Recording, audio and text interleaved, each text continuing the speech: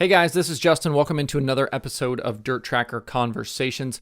I know it's been a little while since we did one of these, but I've got a good one for you this week. One of the new names, new faces, new voices we heard on DIRTVision this summer was Hannah Newhouse. She jumped on and did some pit reporting with the World of Outlaws late model series this summer. The normal pit reporter, Ruben Morales, is also the Summer Nationals announcer. So while he was off doing that, Hannah jumped in and kind of filled that role during the summer months. And she joins me this time. She's one of those people, if you are up on the NASCAR world, you'll have heard her on MRN. You'll see her coming up on NBC Sports. She's going to do some IMSA work as well. But she jumps on to talk all things World of Outlaws late model series with me. We talk about her kind of announcing work, how she kind of got to where she is, her prep work, how you kind of go from being a driver and a pavement, media personality to being somebody on the dirt side and all of the work that comes along with that. But a lot of good stuff over the next about 30 minutes with Hannah. So please enjoy the show.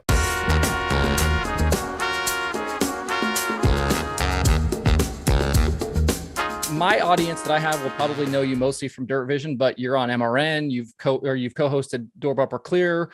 You just announced a new deal with NBC. So walk me through kind of just briefly your kind of journey to get to the point. I know you've driven some in the past also. So how do you go from where you're from and driving to now doing all of this media work? Well, a pure accident. Let's start with that. I grew up in Southern Idaho, and I always get the joke of there's race cars out in Southern Idaho. Well, there's not a lot of them, I'll tell you that much. So we did a lot of traveling up and down the coast, to Washington, Oregon, down to California. And we just traveled to where the tracks were. And it was usually 10 and 12-hour days. And I'm thankful my parents did everything they could to give me the opportunities, which eventually, when I was 16, led to putting a deal together with Toyota. And they were like, hey, we kind of need you to move to the East Coast. There's not really a big demographic for us on the West Coast. Our super late model team at the time was David Gilliland Racing. Come out here. You're going to drive for them. Moved out here. Didn't pan out. Ran a couple races for them. Nothing really seemed to move or progress with Toyota. So here I was, 17, 18 years old, across the country in a lease, had just dropped out of college. I was like, what am I going to do? And I took a job with a small media outlet covering short track racing. Thought I wanted to be a writer and a journalist with maybe some business management side. And they were like, well, we're going to put you in front of the camera for some stuff. And I was like, okay, cool. Sounds good. Which, it's just tailspin ever since then. I was with them for a year, and then MRN called me and wanted me to host their NASCAR coast to coast stuff since I knew short track racing, which then turned into a pit road audition, which then turned into, it's been crazy to think that I moved here in 2016 and showed up here wanting to be a race car driver with no experience in broadcasting, and where I've ended up. But I'm super thankful for the opportunities. I have learned more about every facet of motorsports than I ever thought I would learn. Walk me through a little bit. I feel like when, and I'm sure you've had this too, but when people reach out to me, wanting to get into motorsports, I feel like you cannot underscore enough, networking and just being not afraid to just go talk to people and meet people. But for you, help me understand kind of how important those networking opportunities were for you, and kind of how you have moved kind of through all of this as you've gotten to know more and more people. Right. They always say it's about who you know, and then it's about what you know to keep you there. Mm-hmm. And that was a huge part of it. I got my first job because I used to be a driver and kept in touch with the media outlets that I worked with when I was doing interviews. And that got me there. And then, that kept me in touch with MRN because I'd done some interviews over there to get an interview. And, even something as simple as having someone else make those connections. I've been fortunate that I have people in my corner that, it's a cutthroat industry in every degree, in every facet in this industry. It's cutthroat, but I'm fortunate to be surrounded by people that are like, hey, we'll make the introduction. We're not going to put our neck on the line for you, but we'll make the introduction, and then it's on you from there. So, I was lucky to have some people introduce me to, higher ups that have made connections through the media networks. Jim Chappelli that works at DIRTVision. I reached out to him via LinkedIn, and I was like, well, this is going to go one way or another. Here we go. And, when I called him, he said at the moment, this was last summer, we don't have any opportunities for you. And I was like, okay, cool. Sounds good. I appreciate it. But just kind of kept in touch, kept that email rotation going, which has then landed me, what was supposed to be 10, 12 races with DIRTVision was closer to 20. Mm-hmm. So, it's all about, all about the networking, who you know to get you there, what you know to keep you there. For sure. I want to have you on mostly to talk about your DIRTVision time and, you know, the time you spent on the road with the World of Outlaws late model series, but you come into kind of pit report when Ruben is kind of the normal, Ruben Relis is kind of the normal pit reporter for DIRTVision with the World of Outlaws late model series. But then when the Summer Nationals rolls around, he jumps off to do the announcing for that. So that's kind of where you come in. You get this opportunity to go do this with the World of Outlaws late model series. What's your dirt racing knowledge like before this, and how much kind of research and watching races and all of the stuff did you have to do kind of leading up into that? A lot. I did a lot of research. So my dirt background was virtually non-existent until I met and, you know, started dating my boyfriend of Dylan Welch. But then that turned my dirt knowledge to midget racing and sprint cars. Like that's pretty much what we watched. You know, he races micros every once in a while at Millbridge. So all of a sudden I became very infiltrated in the USAC racing world, but didn't really know anything about dirt late models. To be quite frank, didn't really know anything about the sprint cars. You know the names, you know the faces, but couldn't tell you too much about them. So when Jim reached out to me about this opportunity, I was a little nervous because it was something completely new. I felt a little bit more in my comfort zone with it being the late models because I come from late model racing. While it's dirt, I feel like there's a lot of similarities to some extent on how the cars are built. I know the suspension and stuff is a lot different, but I just felt more comfortable in the late model side of things.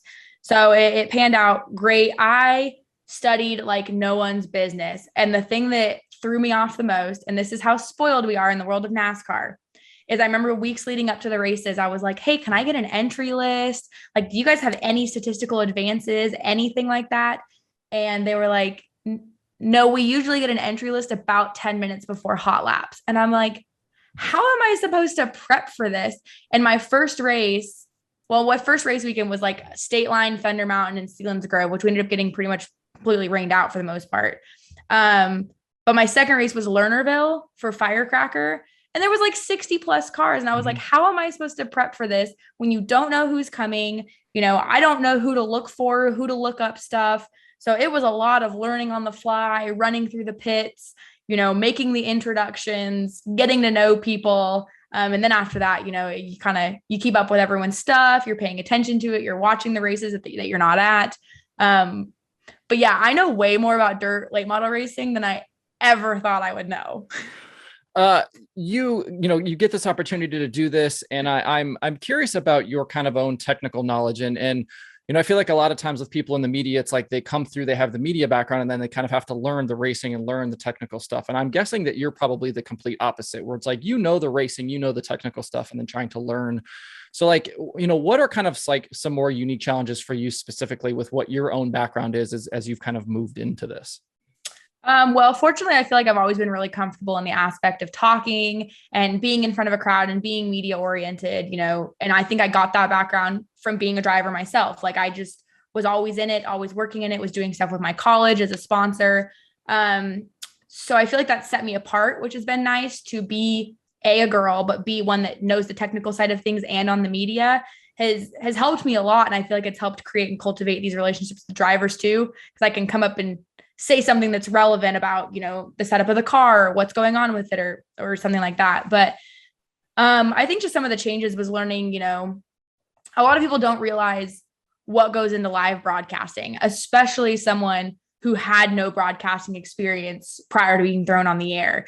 And I remember my first race ever on air was at Texas Motor Speedway, spring of 18, with MRN, and I was going to puke. Like I was so sick to my stomach. I was so nervous because, you know, I'd sat in through a race and you hear it, but then to all of a sudden be on it where you're listening to program, listening to scanners, and then listening to your producer in the two-way, you know, you've got 10 things going on. They might come down to you.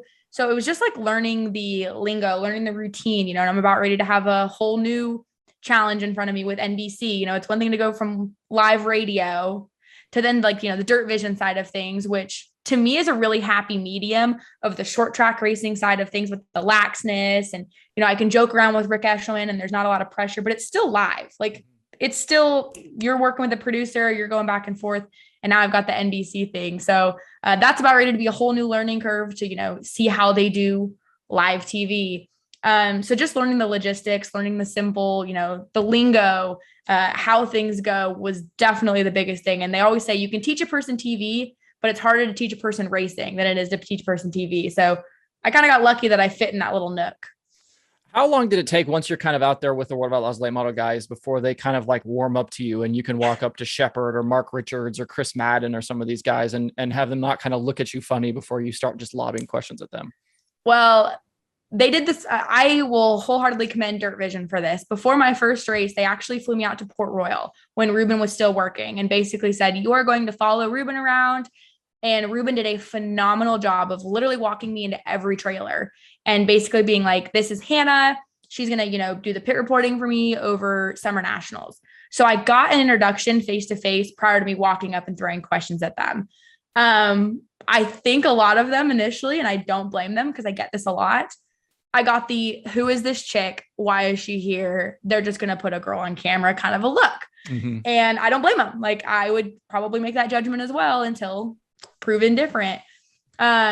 So I would say probably after Lernerville, they were like, okay, she knows what she's talking about. Like, I've talked to most of them by then. I've been in their trailers. I've asked them pre-race questions. And then at that point, I mean, it was game on. It was free for all. I mean, they were messing with me, they'd throw curveballs back at me. And I felt like I fit in really, really quickly. And I've told a lot of people that, like, for being a complete outsider, 3 races prior to 3 races later, I mean, they just took me in and I had so much fun this summer with that group between the officials and, the road crew and the teams. Like that is an untapped gem of a group. Like there's a lot of obviously eyes and stuff on the sprint car side of things, but man, the late model group is a little bit of a hidden gem, I would say. Yeah, for sure. That the group of Eshelman and Casey Schumann and Tyler Bachman and Kenny, like the officials kind of behind the scenes there. And it's a super fun group to kind of be around. Yeah. And I wish more people kind of got to see those kind of dynamics behind the scenes and like all of the crazy stuff that comes out of Bachman's mouth, kind of through the course of spending any amount of time with him. It's a super fantastic group to be a part of. What are your, now that you're kind of beyond it a little bit here, but your kind of overall impressions of the World of Outlaws late model series season? In the past couple of years, we've had, Shepard just kind of dominate everyone. And this year it's been a lot tighter. And, I still think Shepard's going to win the championship here, but a lot different winners and a lot more guys kind of in contention. But like when you kind of look at the racing itself, kind of what do you think about what you saw this summer? Well, I think you hit it on there with, Shepard. I mean, he's obviously just something that's going on at that Rocket team. They have it figured out everywhere they go. They obviously have a little bit of an upper hand in the sense that they're probably some of the longer full-time tour runners. So they've been to most of these racetracks, but it's just impressive what they're able to do each and every week. They are a top-notch, fine-tuned, team. They show up, they've got a routine. There is no messing with it. It is to a T every single time they get to the racetrack, which is a big, part of their success. I think one of the most impressive things that I watched, and we probably, overkilled it a little on the broadcast, was just the rookies that they had in the group this year. Tyler Bruning, Ryan Gustin, they had been to, I think they told me 5 racetracks total on the schedule. So every time they were going to the racetrack, it was a new track, and 9 times out of 10, one of them was in the top 5 in practice or finishing well within the podium. So still haven't won yet, but I feel like that's a pretty impressive season that could carry on more so into next year if they both decide to run the tour. Madden, when he's not on top, he's on the bottom. Like if he ain't winning and finishing first or second, he's taking the fence down with him. And that's something that you enjoy as a spectator in the sense that you just don't know. Like he's unpredictable, but he's fast. But it was cool. Like it was good to also go to these racetracks where, you have Hess winning twice this year. Mm-hmm. And, you've got Heckenash Jr. just showing up on the Northern Tour and putting a waxing to us for the most of the time. And, Dennis Erb getting a couple wins this year. That's been cool. He's one of the funniest interviews ever because I just truly don't ever know what he's going to say and if it's going to be more than 5 words. Like, that's what they all told me. They're like, if you ever interview Dennis, just be prepared if we give you a 3-minute interview to fill for 2 minutes and 45 seconds. It's like, sweet. But I got to know that group really well and have thoroughly enjoyed them. They're just the personalities have been phenomenal. The racing has been good. Holy cow, that last stint that I went on where we went to Sharon, Williams Grove. I'm trying to think where else we went. That was a long stint. But that whole stint back up north in Pennsylvania, Eerie's was one of them. 4 nights of absolutely phenomenal racing where I was like, why have I not been watching this since the get-go? Like, it was just exciting. I can't have you on here and not ask you about Larson. And I know obviously you have plenty of contact with him on the other side of things, but just what we've seen of him this year and you getting opportunity to see him even in the late model, like how insane is it? And especially as somebody with driving experience yourself, that he's able to do what he's able to do and jump from car type to car type with like almost no transition. I mean, I don't think we'll ever see it done again, to be quite honest with you. Like the raw talent and, you know, the confidence is like the thing that's insane. You know, we watched him at Fairbury jump in at PDC and instantaneously in the top of practice, you know, and he's obviously comfortable with, you know, Rumley in that car and whatnot. But I mean, it's just like unfathomable to be able to get in a car a handful of times and be competitive with folks that have 4 and 5 championships and that are, you know, some of the toughest competitors in the country. And he makes them look like chopped liver. Like, I hate to say it, but I mean, it almost makes it look easy because Kyle can just show up and do it. It's just insane to watch. Like, even at Williams Grove, when we were watching him, just everything was so smooth, calm, collected with him. Like, he's not out there trying to prove anything. He just is it's incredible. Like, there's not even words for it because it's hard to explain what he's doing. I don't think we'll ever see it done again. Yeah. 2 guys that have had really tough seasons with the Outlaws in Cade Dillard and Ricky Weiss. You know, what are the conversations you've had with those guys and kind of what are your impressions about what their futures look like? I know Cade at this point has kind of fallen off the tour and, you know, Ricky has really kind of struggled with getting his kind of own chassis going this season, but what were your kind of impressions of where those guys are headed? Yeah, I feel like, you know, Ricky was definitely frustrated just as a mid-packer. You know, we saw him last year have quite a bit of success. You know, he had some earlier in the season, but he kind of just plateaued this season. And that frustration on a driver, if you can't get over it, I feel like it'll just grasp you. Like, at this point, I feel like they're honestly just riding the season out. They're like, okay, let's just get through it. We're not going to probably improve any in the point standings much. Let's just get through the rest of the year and then rethink it. And, you know, I feel like Cade kind of had a Chris Madden season originally in the sense of where, like, he was on top. And when he was on top, like, he was second, third, winning. You know, he got a win earlier in the year. And when he wasn't, he was wrecking stuff, you know, and they're the lone chassis out there for that team. So they didn't really have anyone to lean on. And of course, you know, we've seen it all over social media. He's got young ones. That's so hard to be away from him. That is a grueling schedule. I'll give everyone that's on that tour that, and especially the sprint car tour, because they're insane. Mm-hmm. But like even the late model tour, you know, the Northern Swing, we were gone 15, 16 days. And, you know, when you got little ones at home, that definitely makes it tough. And I feel like there was a mental side of it for him as well that was maybe away from the racetrack sometimes. But they were fast. So it's like when they were high, they were on top of it and you're like, yep, we're going to keep doing this. And then you go wreck 3 nights in a row on the Northern Swing and you're like, I'd rather just be home with my kids. So, yeah, those are tough seasons. We all have them, you know, as drivers, and it's the joke of winning fixes everything. I feel like comes to it. Like if Ricky were to break through and get a win here in the next couple of weeks, I think we'd see a different Ricky. You know what I mean? Like that mentality can change. And when you're racing that many times a year and you don't win and you're having bad weeks and bad day after day after day, it'll take a toll on you. Yeah, for sure. You got to kind of see a bunch of different tracks and some different events and, you know, the PDC is one of those that I feel like everybody just kind of is like, they just wait for that one to come every single year. And I'm curious what your impressions of the PDC were this year. Yeah. Again, not knowing anything about dirt racing, I remember for years now seeing, you know, #falls, #PDC. Oh, we're going to PDC, and having not a clue what it was, what it had anything to do with, you know, everyone. I just would see a post on social media, the party pictures, the bus, the campgrounds. And I was like, oh, that looks like fun. Wonder what that is. I got to experience it this year, you know, not so much the partying aspect of it, because usually by the time the races were over, I mean, we'd hang out for a little while afterwards and go to the band or something like that.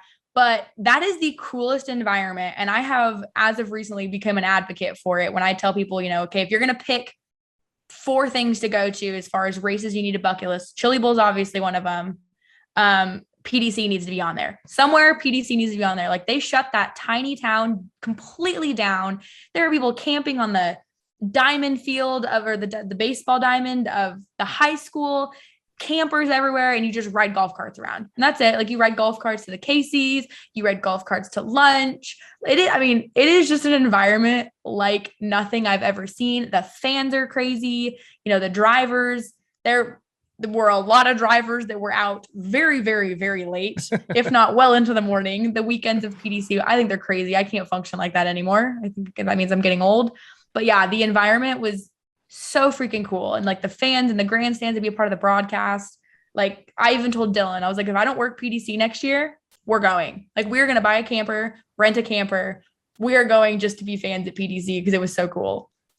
Who is a guy kind of out on tour that maybe like doesn't get a ton of pub, that's somebody that you think has a great personality, or somebody that's like really great with the fans? Like who is somebody that would surprise us if they kind of rose to prominence a little more? That's a tough one. A lot of those guys, and this is no disrespect to them, a lot of those guys really embody the nitty-gritty short track racer, which, can come across different ways in interviews and with fans. Not that any of them aren't good with fans, but they're just there to race. Like they forget the part of social media and they forget the fan engagement. That doesn't cross their brain because that's just not how they're programmed.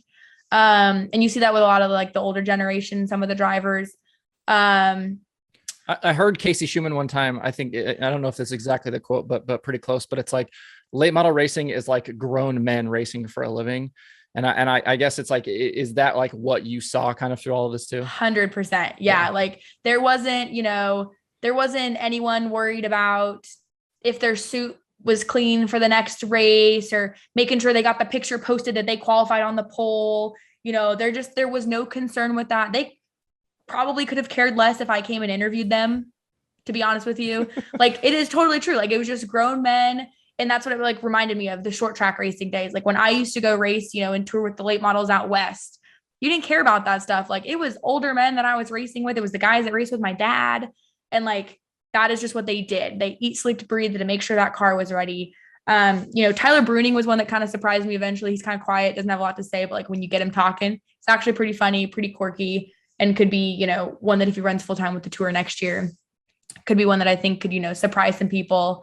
But again, quiet, not a lot to say. Like they're just not thinking about that stuff. You know what I mean? So there's a lot of them, even like Frankie Heckenausch Jr. I think he's going to run full time on the tour next year is what he made a comment about. And, he's one that I think when you get him in the right environment can be pretty funny, pretty quirky. And, he's got a little one on the way as well. So that always opens up some personality when you throw kids in the mix. But yeah, no, it was definitely a change of pace and a change of scenery for me when you go from the NASCAR side of thing, where I can pretty much quote what is going to come out of someone's mouth before I ask the question. Like I already know what they're going to say before I ask it, into going into the dirt late model world and asking a question and having no idea how this question is going to be answered. I guess that was going to be something else I was going to ask you about too, is differences, as you go do different series, whether it's pavement or dirt, or, you said, going to the Super Dirt Car Series stuff this weekend, like what are differences that you kind of see, from infield and, to infield, pit area to pit area, kind of among all of these different series? Yeah, it's a world of difference, obviously, between, the NASCAR side of things and even like the world of Outlaw side of things. I mean, it is very protocoled right now, especially in the world of NASCAR, where you can and can't be, who you can and can't talk to, how this is going to work. Okay, you've got this window and this window to go talk to these drivers and get this stuff prepped. And it's kind of exhausting, to be totally honest with you. And so, I mean, yeah, you're part of it. It's you're pretty locked down on how things work. Where the DIRTVision side of things, I actually took 3 races off from NASCAR this summer to go work with the World of Outlaws. And I think it was a saving grace in a lot of ways, because it was a good little mental break. I got to experience things that I probably wouldn't have gotten to experience. The people, so lax, walk right up in their trailer, you know what I mean? Have a conversation with them. You're hanging out with them. There's just not a divide. I think that's been the biggest thing that I've learned is, at the NASCAR races, fortunately, I'm friends with a lot of the lower division drivers, like the Xfinity and the truck guys, because I raced late models with them. And so I'll talk with them, but there's still that like divide of I'm media, they're drivers. And it's like, you go to these big block races and you go to these, outlaw late model races, even some of the pavement stuff around here, there's no longer a divide. They're like, hey, what do you want? We've got food grilling back here. Do you want something? Were you guys going to dinner? We'll go with you. You're hanging out with them between the road. And that was like a huge, just, you're a little traveling family. And I feel like that's the biggest thing that I absorbed from the Outlaws and, probably even from the big blocks this weekend is there wasn't any judgment. No one really cared. You were just part of the traveling circus now, and everyone was kind of on the same playing field, and it was really refreshing. It was really nice. What does your prep look like this week for the big block shows? Obviously a big money race this weekend for those guys, 25 grand at Lebanon Valley. But, have you been kind of locked into DIRTVision watching some of those old races? What's that prep look like for this week? Yeah, more or less just looking up, the past couple weeks finishes and that kind of stuff to kind of see where the point standings are, what storylines are going into it. Obviously it's a big paying race. So you're probably going to see a lot of guys come out of the woodworks, which always makes my job so much fun. Cause again, those pre-entry lists, pretty much non-existent. Love that. But fortunately, a lot of the guys that I actually work with, whether it be on the World Racing Group side or the DIRTVision side, are pretty familiar with that area. Like my producer, Alex Borland, he's from that neck of the woods. He's worked a lot of the super dirt car stuff. So he's been helping me. The PR guy for the Outlaw late models, Mike Warren, that's basically his home track. Mm-hmm. So he's been sending me, here's the local guys, here's who's been doing what. He worked one of the races a couple weeks ago at Orange County. So, to be quite honest with you, the prep work for this kind of stuff is probably a little bit more minimal than I would have anticipated, like I did originally when I went to the late model stuff. Because a lot of the stuff that you're getting is on the ground. Like, when you get there, you're going and talking to people. Have you been here? How do you run here? Because it's kind of hard to find statistics. I mean, NASCAR stuff, it gets sent to you. They're like, here's where Kyle Busch has finished every single time he's been at Texas Motor Speedway. And you're like, oh, cool. And you can't really find that stuff. So a lot of that stuff is groundwork. Yeah. Has this changed, going and running and working these dirt races? Has it changed your approach for the other things that you're going to do, your NASCAR stuff? Like, are you going to kind of switch up like your routines and things like that kind of based on what you've learned here? Yeah, absolutely. That was actually the main reason that I kind of, took the DIRTVision stuff and took those races off from NASCAR is it's all, building up and learning. And one of the big things that I had gotten feedback on, from big networks over the off season was, okay, great. We know you can talk because we can hear you on radio, but what's your on-camera presence? Because I had minimal on-camera presence. I was always working radio. So when the opportunity came up to work, 15 times in front of a camera, I was like, sign me up, whatever I need to do, sign me up. And so the confidence to be able to walk into situations, I don't want to say not prepped, but more on the fly and just relying on your knowledge and your capability to cultivate questions and to be able to listen to someone and then create a question off of that answer into the follow-up question. Was something that I really had to rely on. Heat races, we'd interview third place. You don't probably know who's going to be third place until as soon as they cross the line, let alone to maybe have statistics on them. So you're just really in the moment. And that helped me a ton, even this past weekend, at Daytona with the playoffs, and you don't know who's going to win until they cross the start finish line. So to be able to prep anything like a victory lane interview or a second, third, or, we interviewed all 16 playoff drivers. It created a lot more confidence and the capability to just trust my gut instinct of being on the fly, like of knowing, okay, you're here for a reason.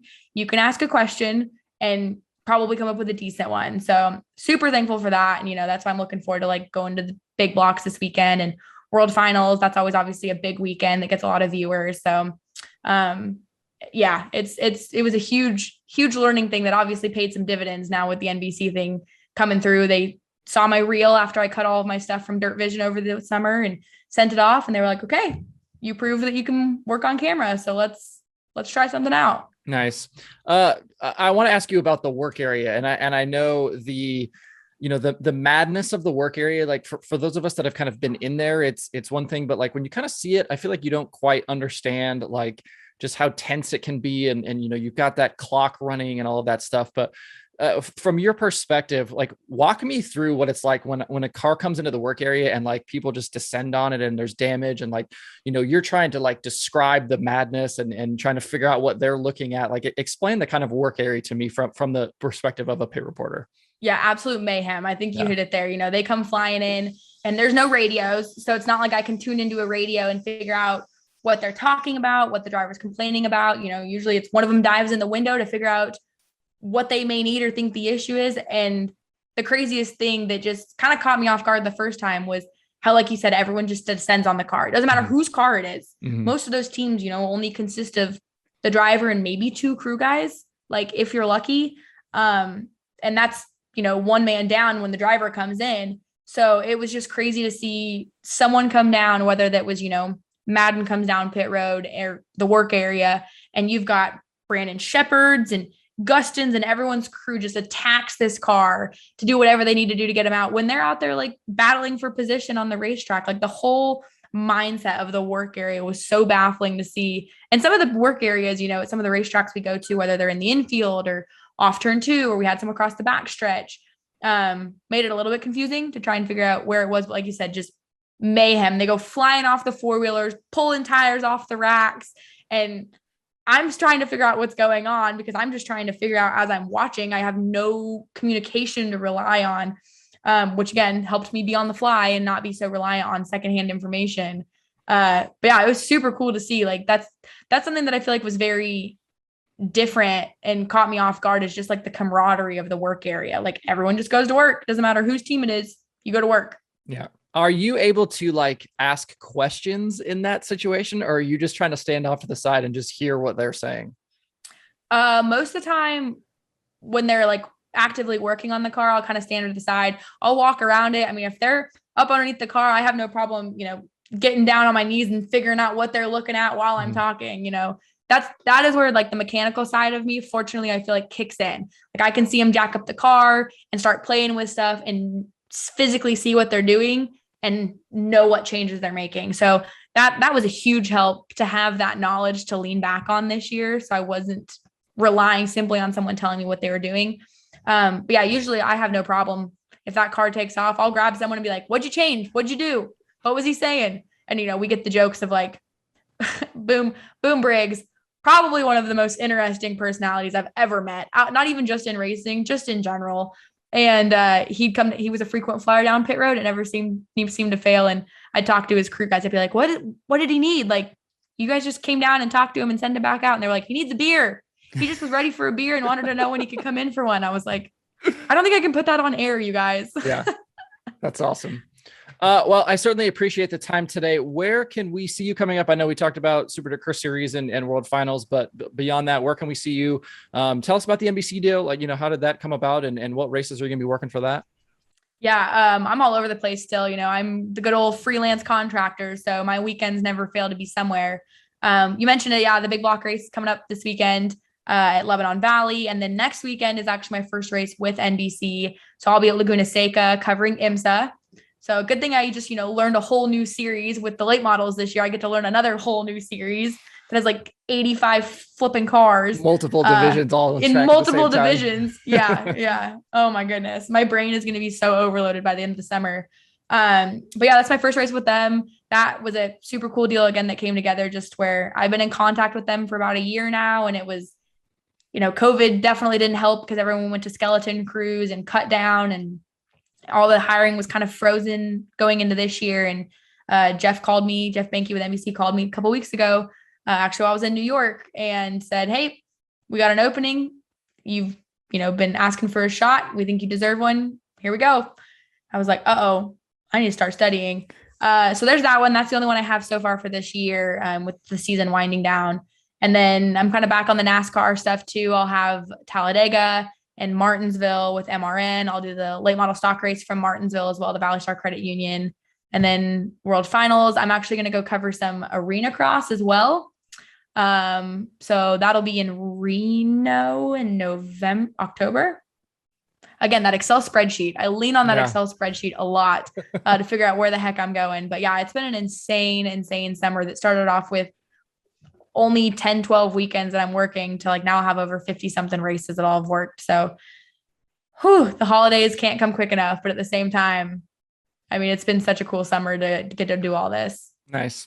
Well, thanks for the time today and good luck with everything going forward. And we'll see you this weekend on DIRTVision. Awesome. Hey, thanks. I appreciate it.